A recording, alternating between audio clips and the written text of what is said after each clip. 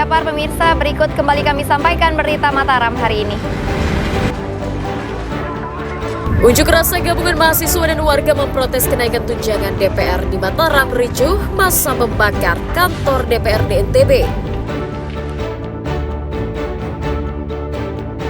Respon unjuk rasa yang kian meluas, Presiden Prabowo Subianto memastikan kenaikan tunjangan DPR dicabut. Ia juga minta aparat melindungi masyarakat dan menjaga fasilitas umum.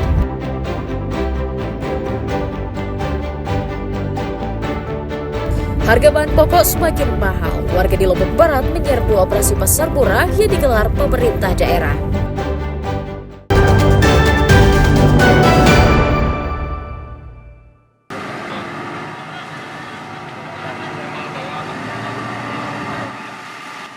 Gubernur Nusa Tenggara Barat lalu Muhammad Iqbal mengajak masyarakat tidak terprovokasi usai terjadinya unjuk rasa anarkis yang berujung pengerusakan dan pembakaran kantor DPRD. Selain mengeluarkan imbauan, Iqbal juga langsung menggelar pertemuan dengan sejumlah tokoh masyarakat dan tokoh agama untuk menyerap aspirasi dan meredam konflik.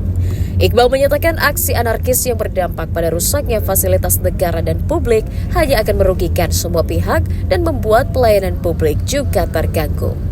Pihaknya meminta semua pihak menahan diri dan menyampaikan aspirasi dengan damai melalui dialog yang terbuka. Kita tidak menolak demonstrasi, kita tidak menolak aksi, karena itu adalah hak masyarakat untuk berpendapat, namun kita menolak anarkinya, menolak kekerasannya. Yang kedua, kita sepakat bahwa TNI, Polri, pemerintah daerah dan masyarakat akan bersatu padu, saling bahu-membahu, saling membantu untuk menjamin, memastikan situasi yang kondusif di NTB. Sementara itu, Ketua DPRD menyatakan siap berdialog dan menyerap aspirasi masyarakat. Sementara untuk kantor yang rusak, DPRD akan membangun tenda darurat untuk sementara. Kami DPRD membuka pintu untuk selalu berdiskusi dan menerima demo dengan baik. Tapi kali ini mungkin ada hal-hal yang tentunya kami berharap ada lebih baik lagi ke depan, tidak ada lagi terjadi hal-hal anarkis. Terima kasih. Pak, pasca kejadian ini apa langkah dari Dewan Ibu? Tentu kami akan konsultasikan juga dan Pak Gubernur ada beliau sebelah saya. Yang kami pikirkan adalah kinerja dan kerja DPR harus berjalan. Kami perlu kantor, kami perlu sekretariat meskipun kecil untuk menjalankan tugas-tugas kedewanan kami.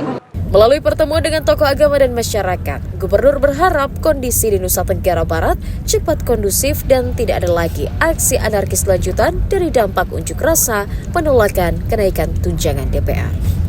Dari Kota Mataram, Emi Kusuma melaporkan.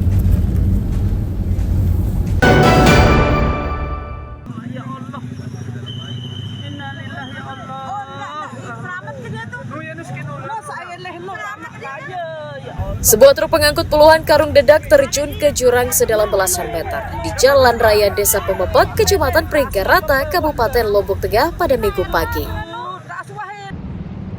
Kecelakaan truk tujuan Pulau Bali itu terjadi saat melintasi jalan menurun dari arah timur menuju ke Kota Mataram. Saat tiba di TKP, truk yang dikemudikan sopir bernama Zaki tersebut tiba-tiba oleng karena sang sopir tidak dapat mengendalikan laju kendaraannya. Truk akhirnya masuk ke dalam jurang setelah sebelumnya menabrak pembatas jembatan di sebelah kiri jalan. Akibatnya, pengemudi truk bersama seorang penumpang menderita luka serius dan langsung dilarikan ke Rumah Sakit Tripat Gerung untuk dirawat. Polisi masih melakukan penyelidikan terkait penyebab insiden kecelakaan tersebut. Namun dugaan sementara, hal itu terjadi karena sang sopir mengantuk dan kendaraan over muatan. Informasinya belum. Terus korban, kondisi korban saat kejadian gimana? Katanya dibawa ke puskesmas tapi nggak bisa di puskesmas. Terus dibawa ke rumah sakit mana? Gerung. Katanya. Memang orang? Dua. 2 orang. Sopir sama kernet. Sopir atau kernet? Nggak tahu saya itu. Kecelakaan tersebut sempat menimbulkan kemacetan lalu lintas karena banyaknya warga dan pengendara yang berhenti dan ingin melihat kondisi truk yang jatuh ke dalam jurang tersebut. Lukmanul Hakim melaporkan dari Kabupaten Lombok Tengah.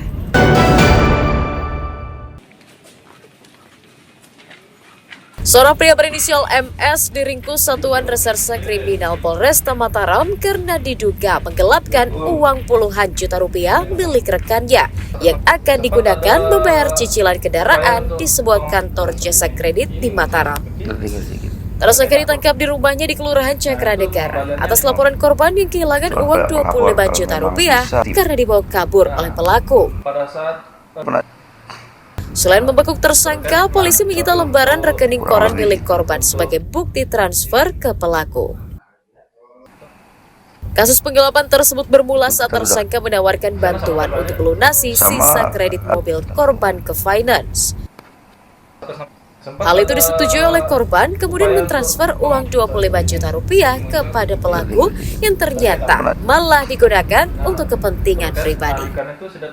Ya, jadi bahwa benar kami sedang melakukan proses hukum terhadap salah seorang terduga pelaku penggelapan berinisial MS. Jadi modus yang bersangkutan adalah membantu pemilik mobil untuk melunasi mobilnya di finance. Ketika diberikan uang oleh korban, ternyata terduga pelaku tidak melunasi kendaraan tersebut, tapi digunakan sendiri oleh pelaku. Tersangka mengaku menggunakan uang tersebut untuk kebutuhan keluarganya. Kredit plus. Nah, terus setelah karena tidak bisa, uang 25 juta itu sudah kembalikan atau sudah?